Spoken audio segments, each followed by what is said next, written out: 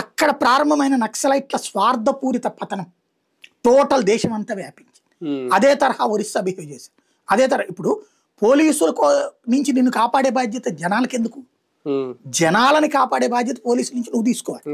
కానీ క్రమంగా పోలీసుల నుంచి మమ్మల్ని మీరు కాపాడాలి, మీకోసం ఏం చేస్తంటే అని చెప్పి అందుకు అంగీకరించని గ్రామాల మీద వీళ్ళే పోలీసుల కంటే దారుణంగా ప్రవర్తించి గిరిజనుల్ని చంపేయటం, పంచాయతీలు పెట్టి తుపాకీలతో అసాంఘిక శక్తులను కంట్రోల్ చేయలే వీళ్ళు.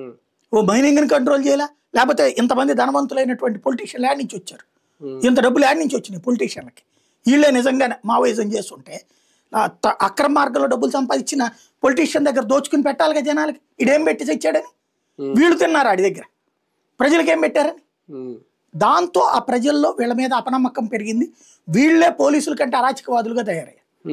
అక్కడ ప్రారంభమైన పతనం వీళ్ళందరూ డిబేట్ చేసుకుని ఇక ఇవాళ రోజున తిండి బట్ట వస్తి లాంటివి కూడా అంటున్నప్పుడు వీళ్ళు ఎందుకు అనేటటువంటి సిచ్యువేషన్లో వెనక్కి వెళ్ళిపోదామంటే కొంతమంది అంగీకరించలేదు. ఎందుకంటే ఈ లెగసీ ఎంజాయ్ చేసినటువంటి వాళ్ళు అంగీకరించలేదు.